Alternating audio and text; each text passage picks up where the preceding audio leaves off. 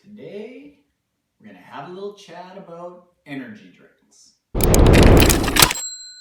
What's up everyone out there, Taren here from aracenutrition.com. Here's why I think we need to be talking about whether or not endurance athletes should be using energy drinks. Between Red Bull, Monster, and Rockstar, they account for $6 billion in sales. And Red Bull in particular is making a big push into the endurance athlete market. They are sponsoring some awesome triathletes like Gwen Jorgensen and Sebastian Kienle, ultra runners like Carl Meltzer, and cyclocross racers like Tim Johnson. All that got me wondering, should we be drinking this stuff? So I wanted to try an energy drink at a time that I was bonking, see if it would help, and picked up this little beauty of Red Bull, and we're going to talk about my experience. We're going to hop right into the points. Taste, I give energy drinks a 2.5 out of 5. Taste is a matter of personal preference, but I think it can go without saying that some energy drinks taste good, and some energy drinks taste like moose piss. I really wish that I didn't know what moose piss tastes like. Here's the thing, personally, when I'm bonking, I actually want a lot of taste, so I don't mind the taste of a Red Bull. That said, I've had some energy drinks that have just been god-awful. So I can't give it a good score, can't give it a bad score, I'm just going to give it an average score. I am going to put one note on the taste of energy drinks. I find that they taste much less moose pissy when they are cold. So if you're going to end up putting this in your jersey pocket and drinking it a few hours later and it's going to be warm and sweaty, I don't think you're going to have a very good time with that drink. Ease of use, I am going to give it another 2.5 out of 5. Whether or not these energy drinks are easy to use depends on when you're using it. In a controlled environment, like cracking one out of the fridge, all fine and dandy, very easy to sit down. Crush a can, boom, in the recycling bin, you're done. But can you imagine popping the top of this thing and trying to guzzle this down on a ride or a run?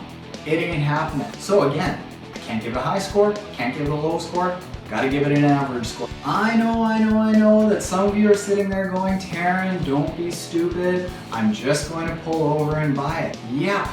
That then leads into the issue that I have about price. I can only give energy drinks a 1 out of 5 score as far as price goes. This can here cost me $5. If you're using it regularly, think about how often we train as endurance athletes. If you're crushing 5, 6 of these, you're getting into $25, $30, and even if you buy them in bulk, they're still not that much cheaper. So as far as energy sources go, I say that this is one of the most expensive ways that you can go. $5, silly expensive. Effectiveness, I am going to be a little bit easy on these and give it a 4 out of 5. On the one hand, if you were looking for a short burst of energy, there's almost nothing better than one of these babies. You take one of these bad boys down, you are going to turn into the Incredible Hulk in about 5 minutes. But here is my biggest issue with using energy drinks as an endurance athlete. That rush that you get from the energy drinks, it's like smoking crack. It lasts maybe about 30, 40 minutes tops. I don't actually know what crack is like. And then, after that energy wears off, you get a big crash. Why is that? That's where the science comes in. So we need to compare energy drinks to things that we use a little bit more regularly and we're familiar with. So we're going to compare this to energy gels. So if you look at 90 calories of your average energy drink, it's going to have 22 grams of carbs. Pretty good. That 22 grams of carbs comes entirely from 22 grams of sugar, and that's refined sugar. Now, if we look at getting that same 90 calories from an energy gel, you are going to have the same 22 grams of carbs, but here's the thing, of those carbs, somewhere in between about 6 and 10 grams of those carbs come from sugar. And it's not even refined sugar, it tends to be a more slower burn sugar. So when we're comparing the energy source of energy drinks to gels, you're going to get a much sharper spike in energy from these energy drinks, but you're also going to get a big crash. That's why energy gels are so common and we use them so regularly, because they work for a long period of time. Also, we can compare the electrolytes in the drink to the gel. There are some electrolytes in an energy drink, and it might just be a comparable amount of electrolytes that you find in an energy gel. So they're not terribly different unless you've got a specific energy gel with electrolytes added into it.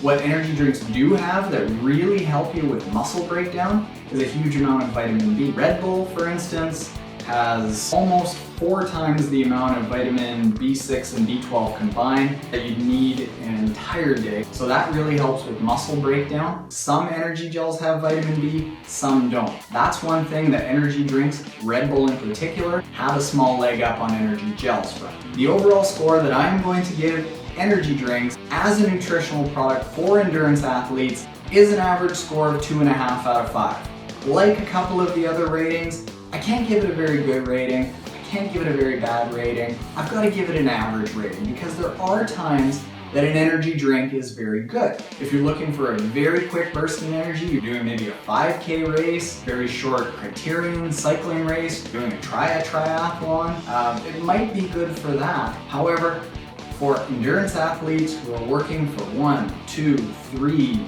14, 16 hours, this isn't the type of energy that you really want because you're going to get that peak and it's going to crash down very quickly after. Here's where I'm going to have a big caveat over everything that I just said. What we've been talking about is energy drinks that are sugar loaded. I've also tried the sugar-free 0-calorie Red Bull and I haven't had any of these adverse side effects. So everything that I just talked about, throw it out. And if you want to have an energy drink, have one of the 0-calorie, 0-sugar energy drinks because I've found that those can actually give you a really nice kick. If you think about it, those 0-calorie, 0-sugar energy drinks, it's really no different than having a cup of coffee. And I would rather take up lawn bowling before you take away my coffee. So that's the one recommendation that I would have. If you want to try energy drinks, try the 0-calorie, 0-sugar energy drinks. You're going to have a much better experience